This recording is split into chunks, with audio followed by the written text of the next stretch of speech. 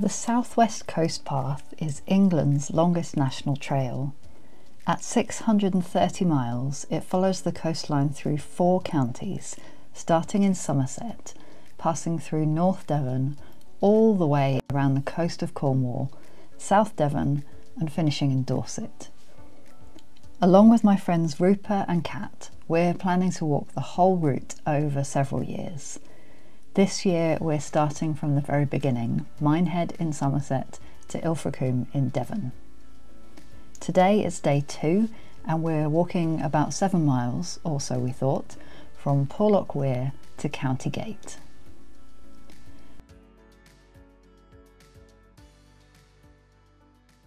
Morning. Morning. It's the start of day 2. We're in Porlock Weir. I had a good sleep. I can't speak for everyone. We stayed at a lovely inn. Really good stay, nice breakfast. Lovely breakfast. Very good vegan, vegetarian breakfast. Lovely host at the inn, very sweet and accommodating. And we've got a much shorter day today. Shorter day, and we're mostly going to be in the woods, which is going to be nice because I think it's going to be hot again. So, apparently this stretch is the longest bit of uninterrupted coastal woodland in the UK. So I'm looking forward to seeing that. It's going to be really, really lovely.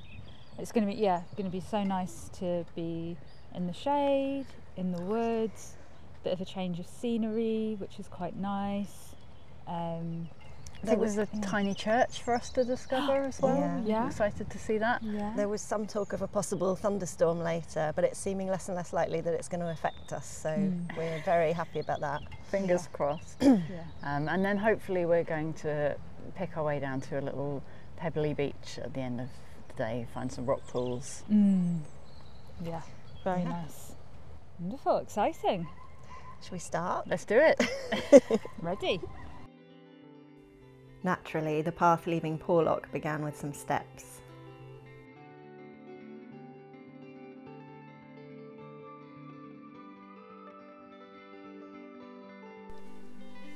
We met some blue-faced Leicester sheep and some cows who were already taking shelter in the shade.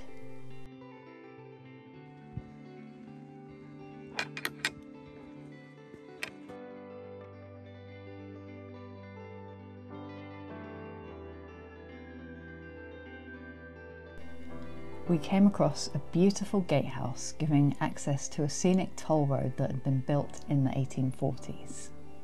Worthycombe Toll Road.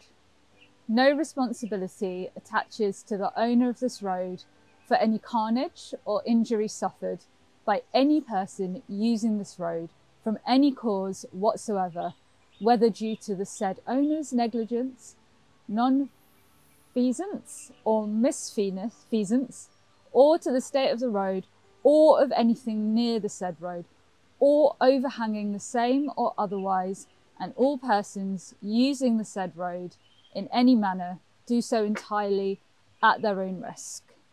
That was all one sentence. Thankfully, after that warning, our route didn't follow the toll road, but carried on the coast path through the ruins of the Ashley Combe estate. Here we found lots of interesting tunnels. Apparently these were built so that tradesfolk could approach without being seen by the lady of the house.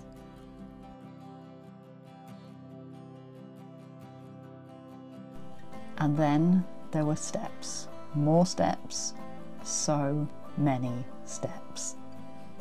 I found a welcome resting spot. Rupert found an unexplained duck attached to a signpost. And me, well, of course, I found mushrooms.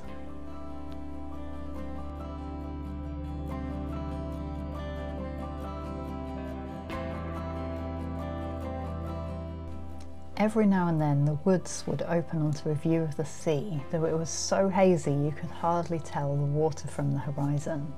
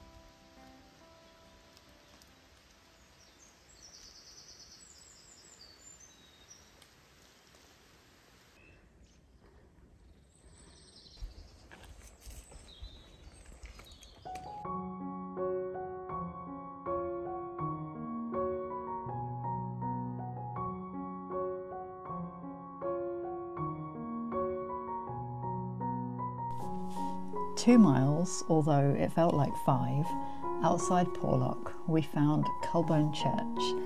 It's said to be the smallest parish church in England. We decided to pause for a look inside.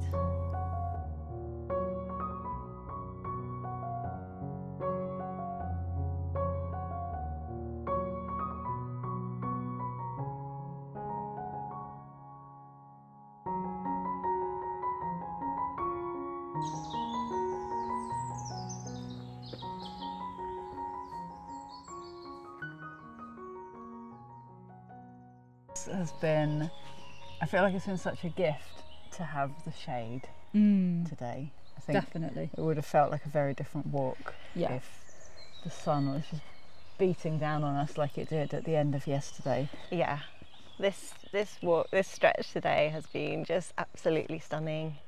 There are so many ferns, as you can probably see. Yeah, it's been really lush. I feel like we've come at just the right moment and everything's like, hey, it's spring. Yeah.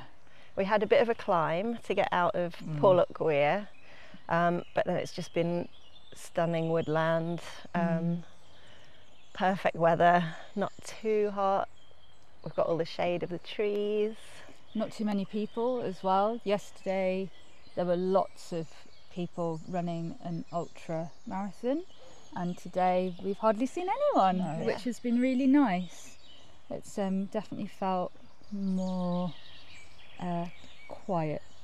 Yeah, peaceful. I think because down there the cliffs are really steep. That's probably the reason there's such a lot of mature woodland here, because nobody could get there to cut it down. Yeah. So it's just really beautiful. Those are incredible old. I've seen oak trees, beech trees, and sycamores, and probably loads more that I haven't recognised.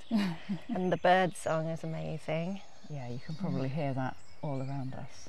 It's been stunning. Yeah. And the tiny church. Yeah. Very beautiful. Yeah. About 900 years old.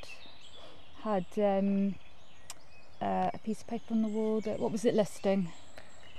Listing the rectors of the church right from the beginning. At first I thought it had been the same piece of paper since 1300 and something, and then I realised that that couldn't possibly be the case, and then Rupert pointed out the Tipex on it, and it's very clear that it was not as old. It's obviously been rewritten, but yeah, what an amazing place. Yeah, and lots of interesting gravestones where you could see families coming together over time. There was lots of Richards and Reds, and then there was Red Richards. Richard Red Richards. Richard Red Richards, yeah. The location of the church was beautiful too, because it was in a little gully with just forest on either side, a stream running past, flowers all around, just amazing.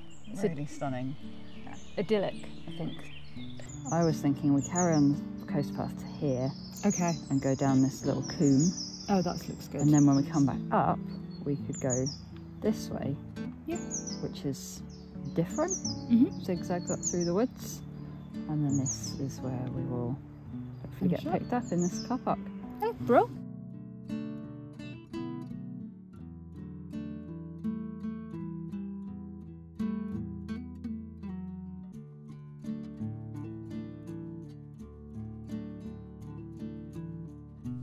One of the reasons the Southwest Coast Path is so challenging is because it has to cross every stream and river as it makes its way down to the sea. This means the path dips down into endless little valleys and usually straight back up again on the other side.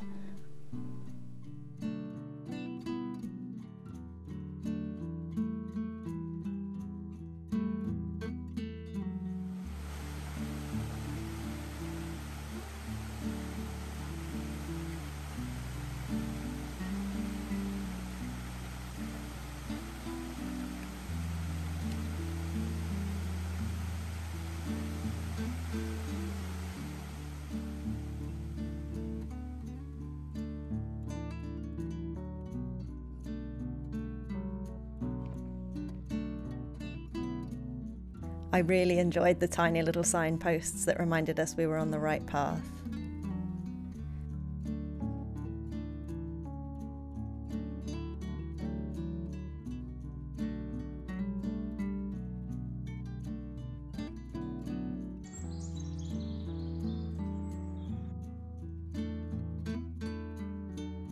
We came across several fallen trees, some presenting more of a logistical challenge than others.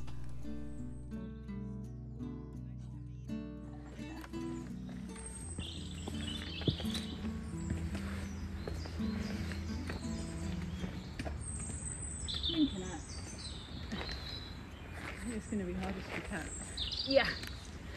Oh. Great.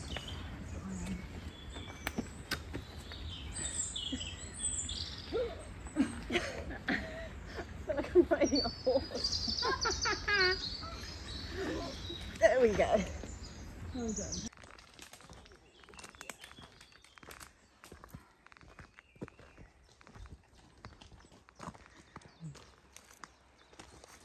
Oh wow. Really special. That was our first glimpse of Glenthorne Beach, an isolated rocky stretch we had decided to visit far below the cliffs. We made our way down through woodlands, part of the Glenthorne estate. It was nice to be walking all downhill for a long stretch, even though all the time we knew what that would mean for later in the day.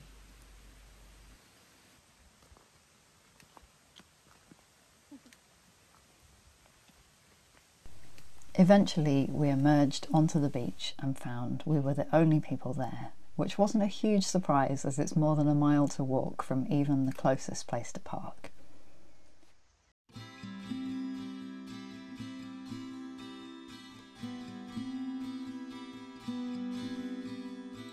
There was a beautiful little waterfall tumbling down the cliff onto the beach, and I was so hot I couldn't resist having a little shower.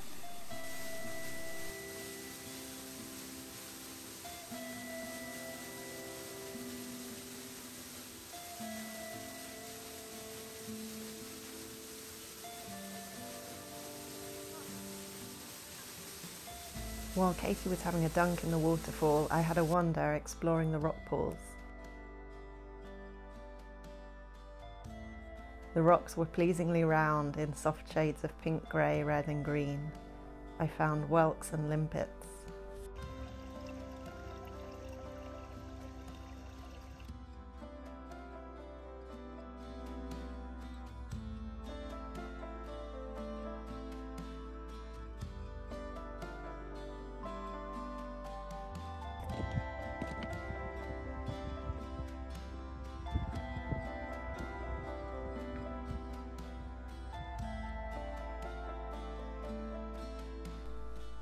I wandered along the beach exploring the caves. I found it quite eerie, the empty beach and just the sound of the crows. Because of the high cliffs, this beach isn't easy to access by land, so I'm pretty sure these caves would have been used by smugglers. I was amazed by how bright red the rock was inside the cave. This beach is amazing. I feel like the weather is slightly on the turn now. Yeah, it's definitely blowing a breeze, but I'm happy about that. We've got a very steep climb to get back up away from here, but we've had the beach entirely to ourselves for an hour. It's been so peaceful. Yeah, it was sunny when we got here. I lay on my back with my feet on a stone and Katie explored quite a way that way. I'm not very good at sitting still, so I went down there and I found a smuggler's cave, and I went over there and I found some amazing rock formations where the rocks went all squiggly wiggly, and I chucked my head in a waterfall in case that's not obvious. I was just going to say, do you want to explain the water? Oh yeah, I'm very wet. And there were a few rock pools. They didn't have a huge amount in them, but they were lovely colours. It's nice to just stare at small things and look for living creatures and stuff. It's just nice to have time to not be stressed about, are we going to finish the walk in time? Like we've basically done the whole walk for today. We've just got a bloody great hill to go. Very large hill, which is always the way in West Country beaches. I think you have to go down to them, so it means you have to come up again afterwards. But that's it, and then we're going to have a very, very relaxing evening. Yes.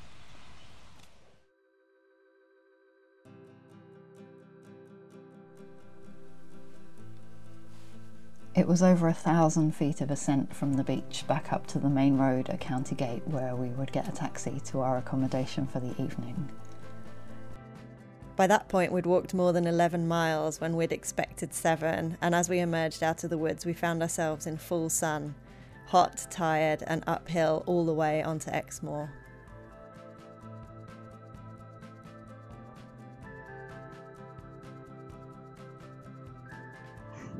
Hiya! Hi, lovely. Really enjoying this hill. Yes, looking forward to it.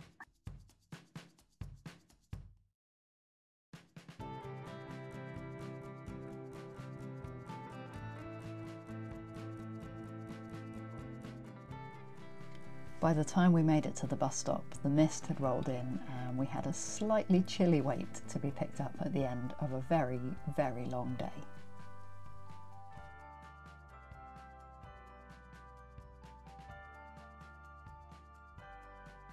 Thanks for watching our Southwest Coast Path adventures.